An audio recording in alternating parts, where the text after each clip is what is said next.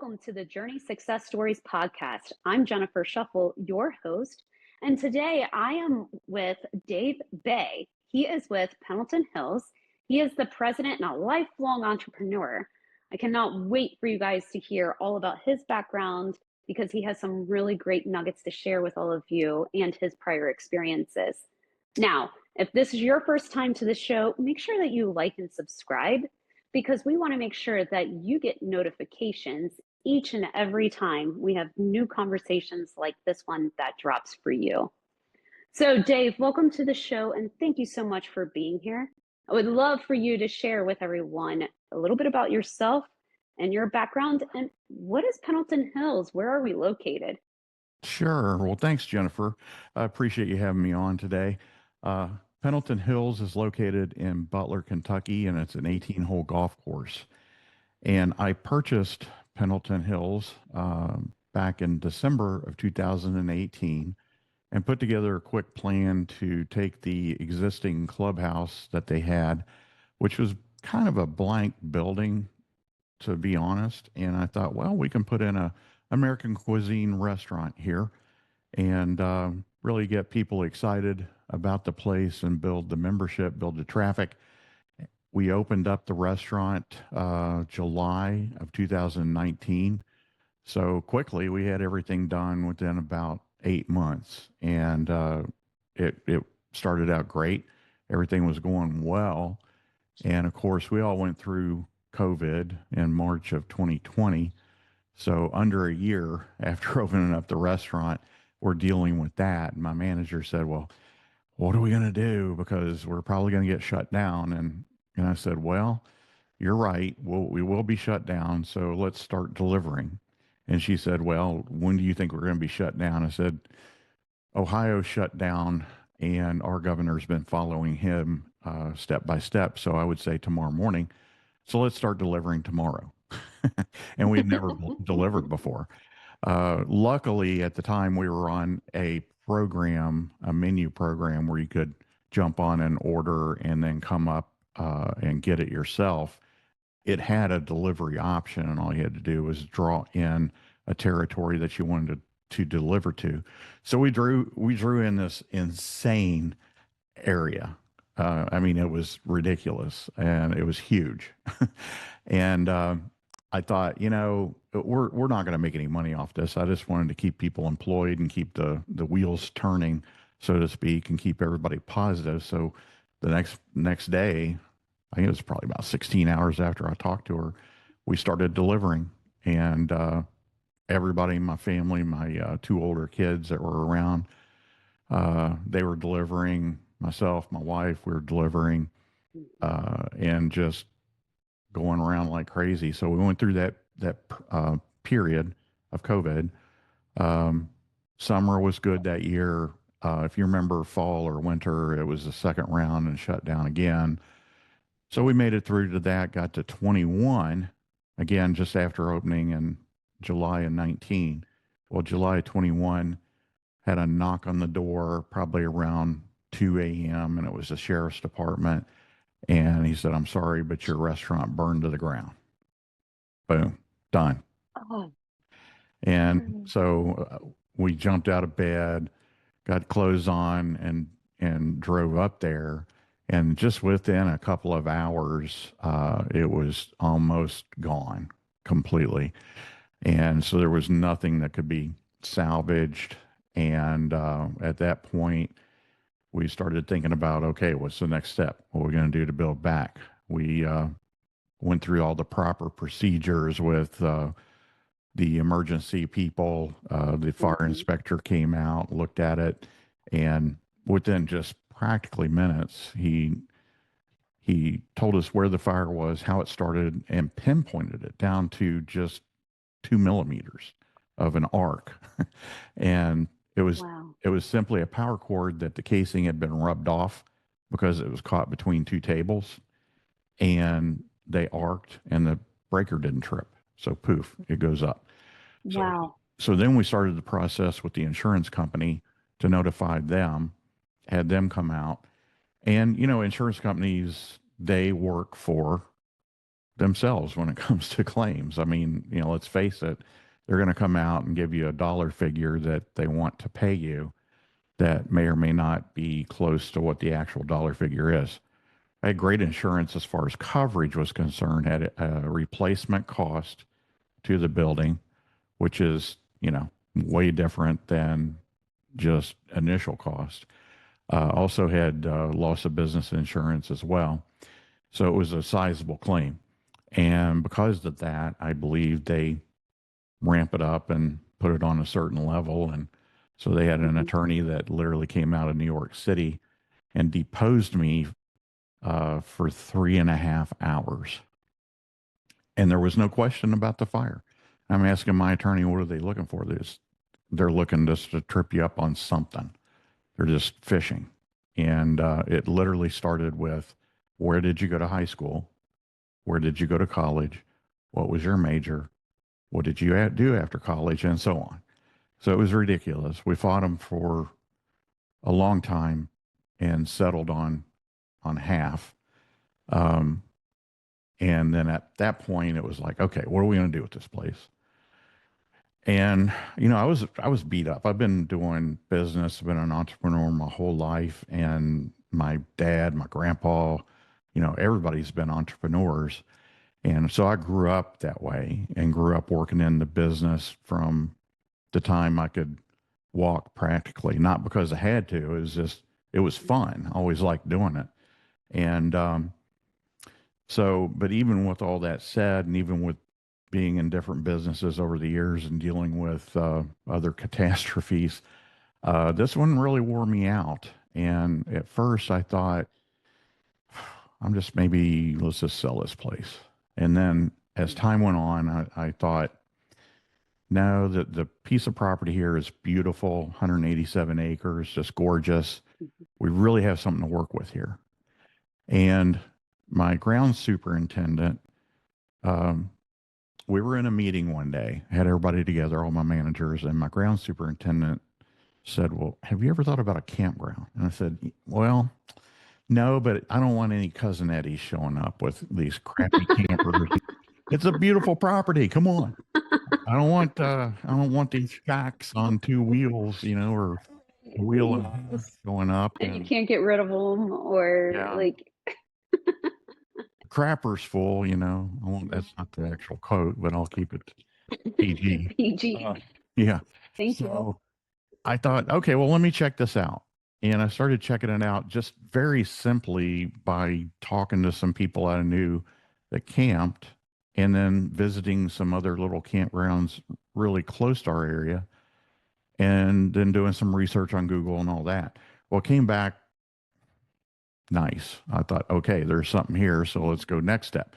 So next step was doing more of a large around the state, around surrounding states, visiting campgrounds, RV places, and then also looking for a consultant to deal with. And we were very fortunate because I looked at the consultants' web pages, and sometimes you see web pages that it looks like it was built in like 2000 or something, or 2005. So there were some I just naturally didn't even think about because of that. And I found one that had the best website, just in design, but also in their number of people that they had working there, their backgrounds. It was very impressive. So we ended up with them.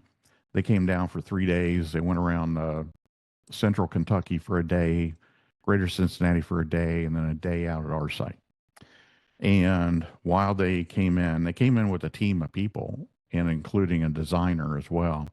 And between all of them, they literally just lived all over North America, the design teams from Quebec. And I asked them when they got there, I said, now, the one thing I want you to tell me when you're done is I want a score of 1 to 10, 10 being the best on the canvas that you have to work with here. And they said, okay. So I came back after they looked around and spent some time talking.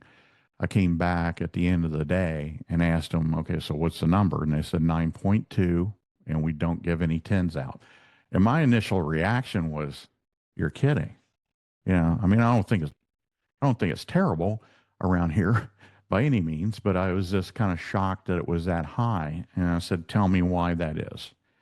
And they Mm. said, well, you would not believe how many times we get called out onto properties and it's nothing but this flat rectangle with a piece of property with no trees, no hills, no water, just boring. And you have mature property. Rolling hills of Kentucky are beautiful.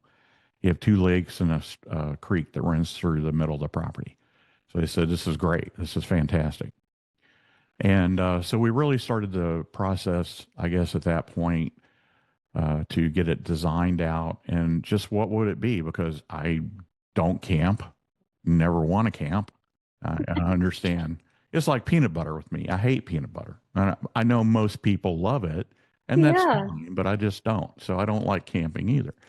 Um, so I didn't know. Are we talking 50 RV locations? Are we talking 500? I mean, just what is it? And so they came back and said 110 RV sites, uh, Wow. 34 tiny homes and tree houses around. And in talking to them, I wanted to gear it for really high end. So take the cream of the Yeah. crop of people that want a RV or overnight stay in a tiny home or a tree house. And then we started to build the amenities from there. So what would be included in your trip here? And really from the get go, with I guess the score that they gave the property, they said you need to build a destination resort. Because before they said that, I was thinking, okay, a little campground, maybe 40 or 50 spots. Right. I didn't know what they had in mind. And they said, no, this needs to be a destination resort for overnight stay. And I said, okay, well, put a serious amount of money in this, but we're going to have to get most all this financed. And they said, well, if we have a 9.2 project, we will help you get financed. And they did. We ended up with a great banker from out of town. It's a USDA loan, and Nice. that's all this group does is work on USDA loans. So we're still going through all that process, and we're still working on stacking the deck of the financing. And really, at this point, it's almost like double stacking the deck. So there are programs out there that we've already qualified for, and then there are other programs that we're working to qualify for as time moves on. And we had to hit a little bit of a pause button just because there's a thing called new market tax credits that are available to economically distressed areas, and our address is in an economically distressed area.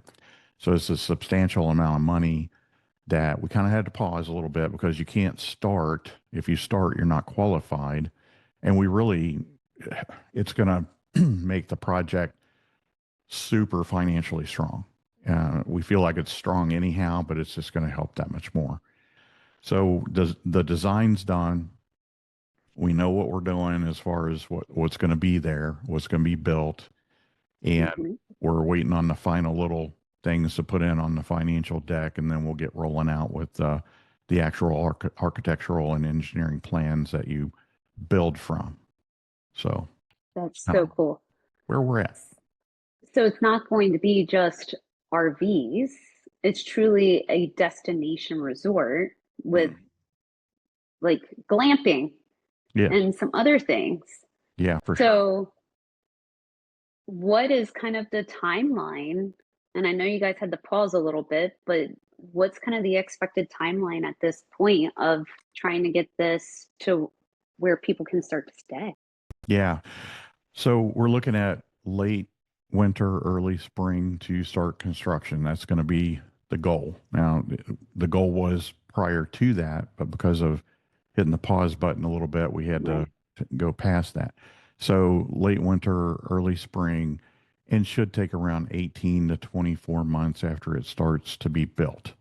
And we'll keep the golf course going during that time. We won't have to shut it down. Most everything that's happening is going to be off to the side of the golf course, so there's no actual construction on the golf course itself. Yeah. And we can't wait because there's just so many things that we're going to have to offer to local people, to people that want to travel in from way out of town.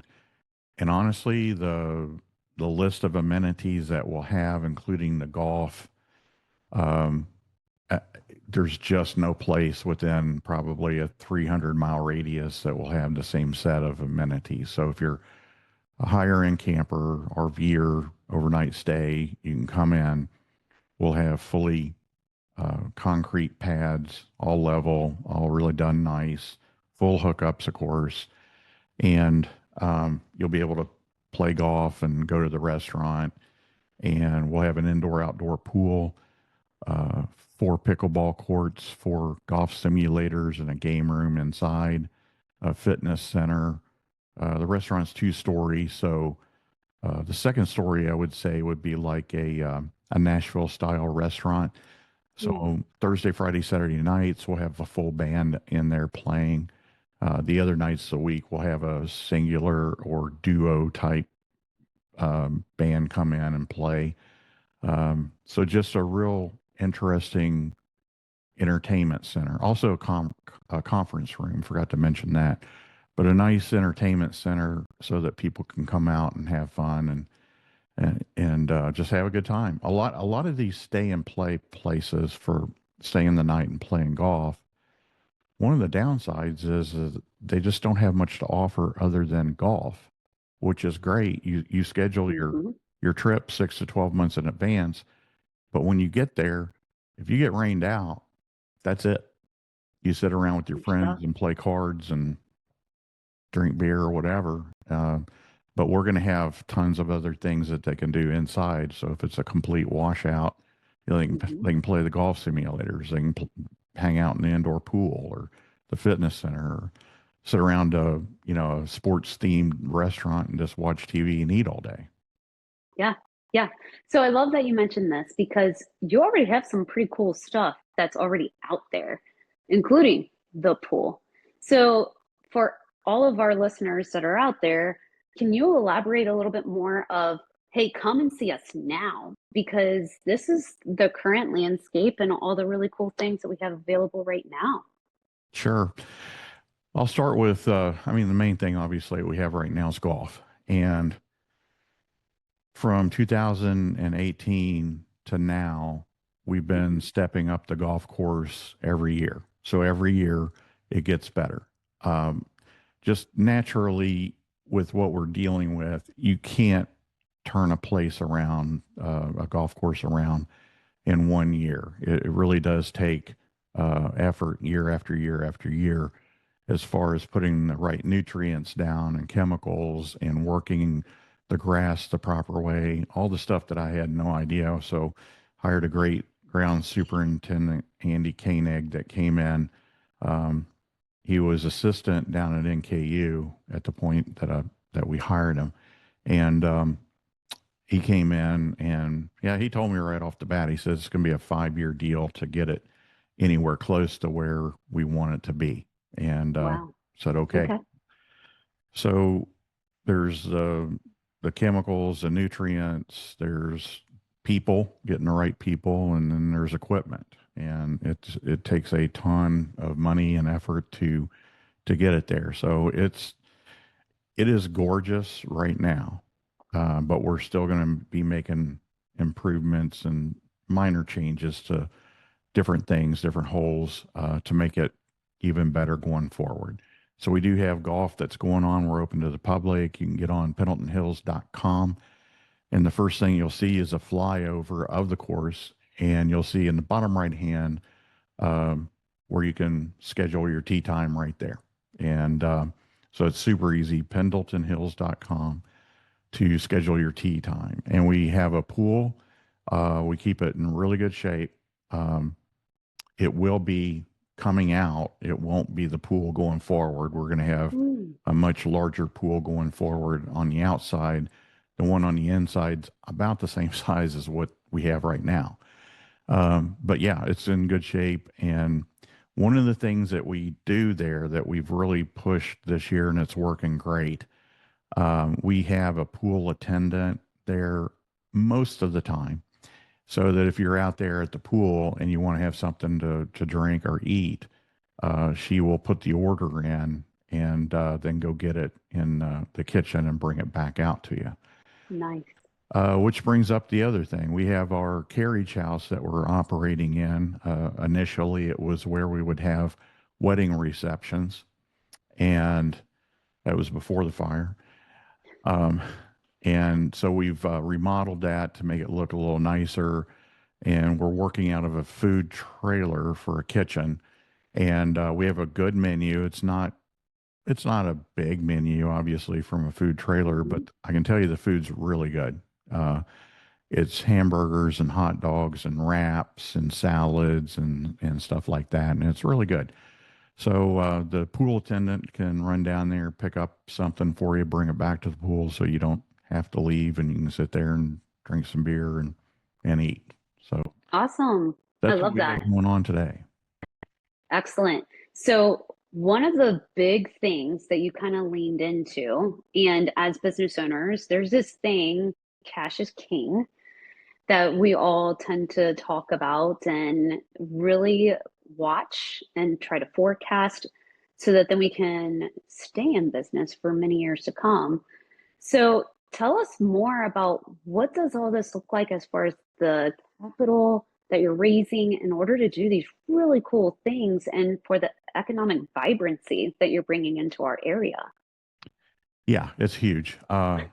Been working with the Department of Tourism with a program that they have, and Mhm. we qualify for that program because we'll be bringing in more than 25% of our I'm sorry, more than 25% of our overnight stay from out of state. And that was a qualifier, major qualifier for the program that they have.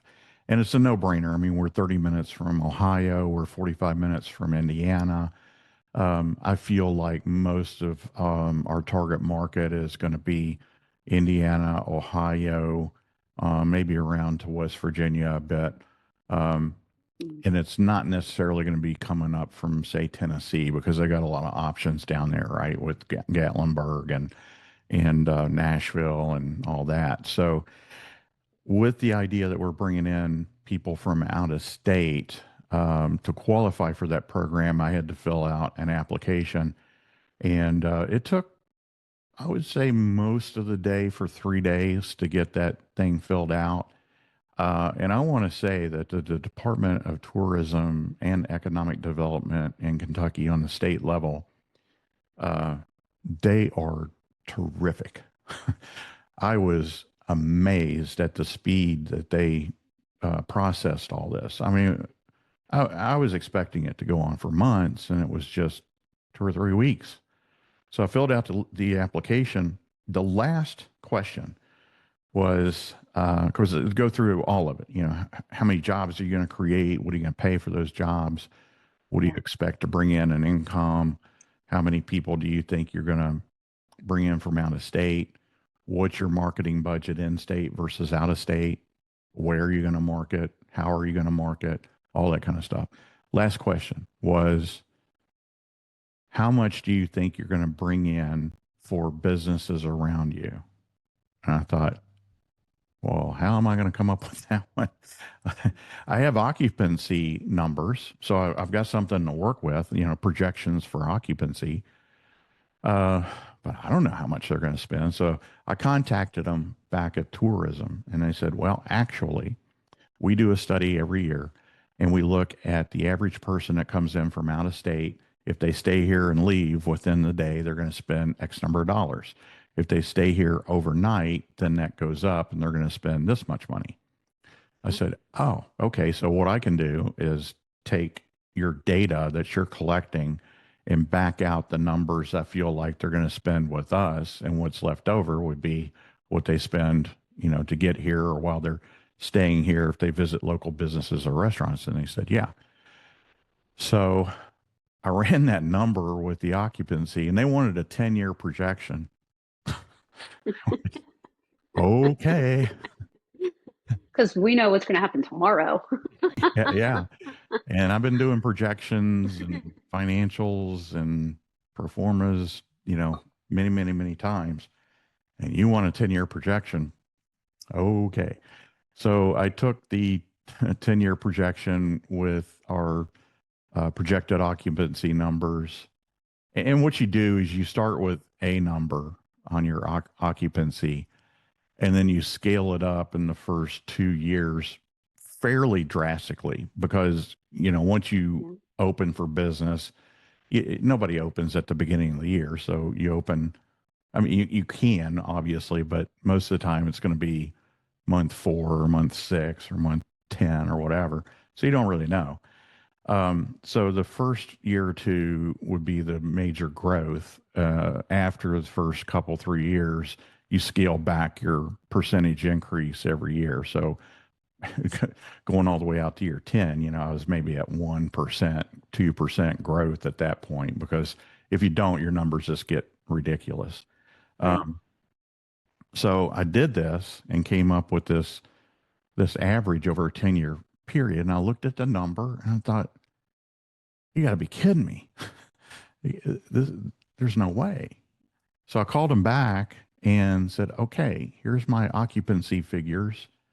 And I took this number, backed out what I thought they would spend with us, Mhm. times how many people will be staying there, um, on season, off season. And it comes up to almost $2 million per year of people spending money around our location. That's not counting what they're spending with us. That's just money that they're going to be spending at the local stores and everything. And I said, if Right. that's true, then we will have ancillary businesses that start up because of us. Because, Yes. I mean, you're kind of familiar with the area that we're in. So imagine just all of a sudden the faucet gets turned on and you've got $2 million being pumped into your community out of nowhere. Well, that's going to have a major impact. It's going to help local businesses that are already here, but it should be a level that it actually creates other ancillary businesses to fill in some gaps. And one of the things, you know, this project is a marketing dream, and that's what I do. Um, I watch the numbers, obviously, but I'm not an accountant. I watch the legal stuff. I'm not an attorney. I'm the weirdo that watches the commercials during the Super Bowl and then goes eat when the game comes on. I love marketing. So this is a marketing dream. And one of the things that we want to do is provide this incredible experience for people that come in, not just Hmm. in a physical aspect of, hey, there's a golf course, go play, but to actually tell the story of the place around here and tell the story of our local friends and neighbors around here, specifically ones that maybe have their own business and maybe they make peanut brittle, or maybe they make salted nuts, or maybe they make jewelry, or whatever the case may be. So let's get a bunch of local businesses together and start working together so we can offer their products at the location physically while you're there. But even Yes. better yet, put a website together. And I mean, obviously, we're going to be building a massive database of email addresses and phone numbers. Um, we'll send the information out, the Pendleton store or whatever we're going to call it, with all the information from everybody else and the stuff that we do. Right. And you can Yeah. order online and get it shipped to you. I love it. Well, and to set the stage for everyone, because not everyone, unfortunately, may even know where Butler is, let alone been out near you. What? You It's know where Butler, almost, Kentucky is? Everybody said, you mean Butler State Park? No. No. no, it is a beautiful part of our state here in Kentucky where it's almost like you go down a back road, even though it's US 27 that runs right through it. And it's just gorgeous the way that the land lays, but on the other hand, there's nothing else around. The closest thing is maybe 10, 15 minutes away. But there are some things like gas Hmm. station and some stuff that are a lot closer, like 5 minutes, 3 minutes. But the amount of economic development that's going to happen in the region is going to be astronomical. So I'm so excited to see this really gain its legs and to take off because it's going to be so vibrant in our area. Yeah, and we have 80 to 85% of everybody that lives in our county here, Pendleton County, that works outside the county. Yes. Most of them work around Greater Cincinnati. I mean, we have people, and this was another thing with some of the programs out there. We have people that drive an hour one way to get to work every day. So we're going to Crazy. be providing good jobs with a good Mhm. amount of pay. But really, I want to say most importantly, it's going to be fun jobs. Yeah. And it's going to Yeah. be jobs going forward that AI will not be replacing because it's all going to be hands on, face to face jobs with our customers, our visitors that come in to do business with us. So it's going to be a good, solid place to work in the future. Yeah. I love it. So I'm curious because you mentioned this at the beginning, lifelong entrepreneur, and you've been around entrepreneurs all your life. You grew up with them, you've become one. What has been the biggest learning that you've had so far in your life as an entrepreneur, but also listening to those around you growing up? Yeah, that's a really good question. To narrow it down to one, let me back up a little bit and just say one thing that I have always done is to never stop learning. And I've got an attitude that I believe I can do anything I want to do. And if you have the attitude of doing that and you understand all you have to do to get from point A to point B is to educate yourself, you can do anything. But I also think anybody can do anything. But you really have to have that mindset that it's okay to start with, hey, I don't know what the hell I'm doing. So let me go find somebody that does. And I've done a lot of different things over the decades. And I've had people ask me, like, how do you know, like, you just jump from over here to over there? How'd you even know anything about over there? And I always say the same thing. It's just, well, whoever's over there doing the best job, I will go visit them or talk to them and say, okay, tell me how you do this to be Yeah. at the top of your game. And then I come back and tweak it or whatever for the customer base that I might have. So it's Nice. been interesting over the years. I went to school as a music major and had a undergrad degree, music educator, taught band at Holmes Junior High and high school from 85 to 88. I just wanted to do something, and my parents had no idea if they can't read music or play an instrument or anything. So I just wanted to do something that was different. Uh, but I've been to lubricant school, I've been to chicken school, I've been to real estate school along the way, and so lubricants. I sold Shell lubricants to trucking outfits, industrial locations around the greater Cincinnati area. We delivered all the way up actually to Dayton, Ohio. Wow. Grew it to be one of the top third of all Shell lubricant distributors in the nation, and then ended up selling it. Uh, the chicken school, that's true. Uh, we built a store in Falmouth, Kentucky in 1994 and it opened in 95, I believe. And there were two things there that I had to learn. One was, uh, and of course, we're talking in 1995. Okay. So one was a video store, the old video, you know. Yes. So I didn't know that business. So I went just Joe Blow off the street to Blockbuster that was in Newport, Kentucky, and Yeah. worked on getting a job there over 2 or 3 weeks. And, well, how'd you get a job? I just walked in, filled out an application, and then a week later, went back, said, "Hey, just was in the neighborhood checking in." I wasn't in the neighborhood. I took a specific drive down there, Correct. which took 25 minutes to get there. Yes.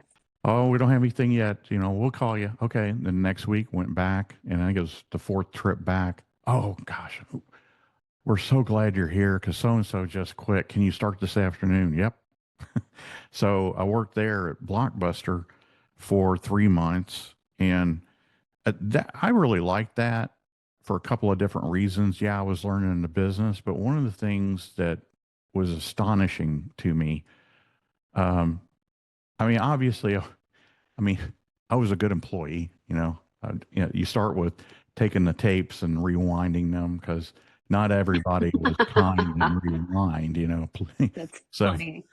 you just put them in, you put them back on the shelf. I hated that part of the job, but the good thing was I was really good on the cash register, and so the second day I was on the cash register, I stayed there for the whole time. But the neat thing, which I greatly appreciated, um, was they had a 6 month raise at Blockbuster. Okay, it was like 15 cents. If you're there for Right. six, 6 months, you get like a 15-cent raise. I got that on the second payroll. In other words, 2 weeks instead of 6 months. And the manager's like, "Don't tell anybody. Always. Don't tell anybody." I said, "No, I thank you so much." Well, at the end of the first month, she came back and she said, "I know you have a full-time job," which I told her I worked in an office, which I did. And she said, "I know you have a full-time job, but is there any way that you could be assistant manager?" And I said, "I greatly appreciate you asking me, but I can't." And the big thing was I didn't want to take the position because I was only going to be there for like 3 months. So I didn't want, You're learning the ropes. yeah, I didn't want to take the position and then 2 months later say, "Oh, I'm going to quit." So I turned her down. But it was just neat to see there really are opportunities out there for people Hmm. that get in and do the work and just don't be a hassle like some of the other people might be, and be Yeah. a fun person to work around, and you'll get the opportunity. So there was that. The other part of that was the chicken school. Because in that building in Falmouth, we were a Least Famous Recipe franchisee. So in other words, in order to be a franchisee, you had to go through chicken school, which at the time was in Nashville. So I had to go down to Nashville for a month and work in one of the stores there, doing everything that you would do as a store employee there. So I did that, and then early 2000s, I went through real estate school and sold real estate for a little while, and so I just tried to do many different things over the years and get a nice broad education of what's out there. Hmm. And along the way, built a couple of convenience stores, operated a fully skilled nursing facility that my grandpa and some investors built in 1970.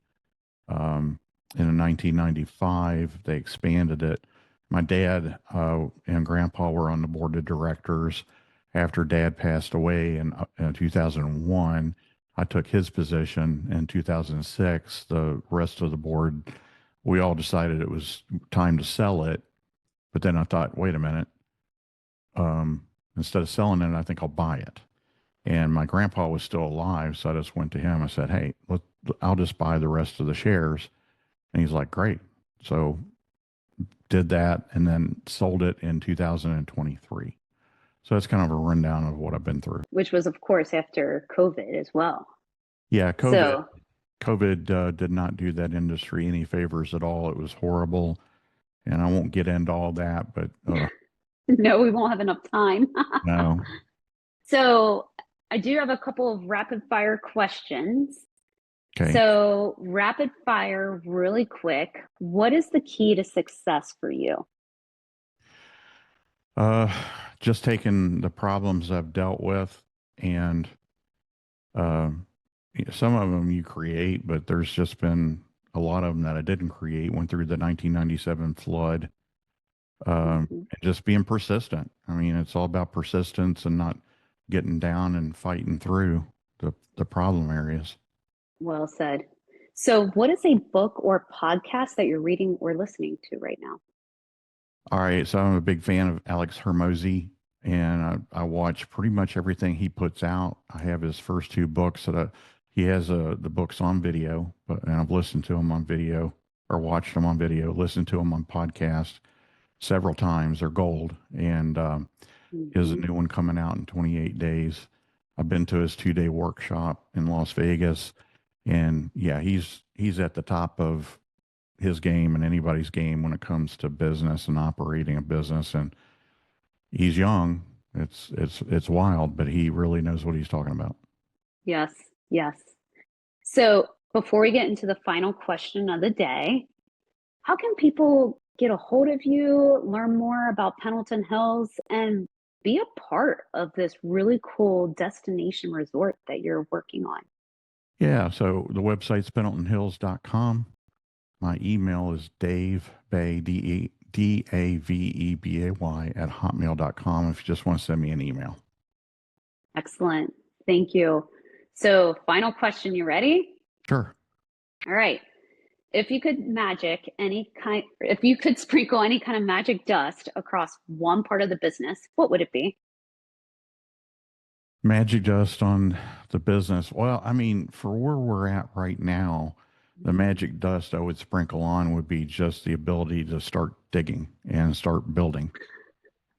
Seriously, like I could have a Yes. different answer after it's built, but right now that's where the magic dust would go is just over the property and all this equipment would show up and we're starting to dig. All right. I'm looking forward to this groundbreaking ceremony. We're going to have it. Yeah. It's going to be awesome. All right. Well, this was a great conversation. Dave, thank you so much for joining us today and sharing with us not only your background, but also the ambitions and where Pendleton Hills is going. This is going to be so much fun. I can't wait. Well, thanks, Jennifer. Thanks for having me on. Of course. Now, of course, thanks to all of you who had joined us today. If you have not liked and shared or subscribed, why not? Please do so now because we want to make sure you get those notifications when we have more conversations drop because we love our business owners sharing with us their journey because there are peaks and valleys along the way and great nuggets that they've endured and they want to pass on to you.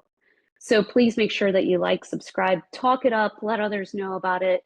And thank you again for everyone who joined, and especially Dave for joining us. We appreciate you. Thanks.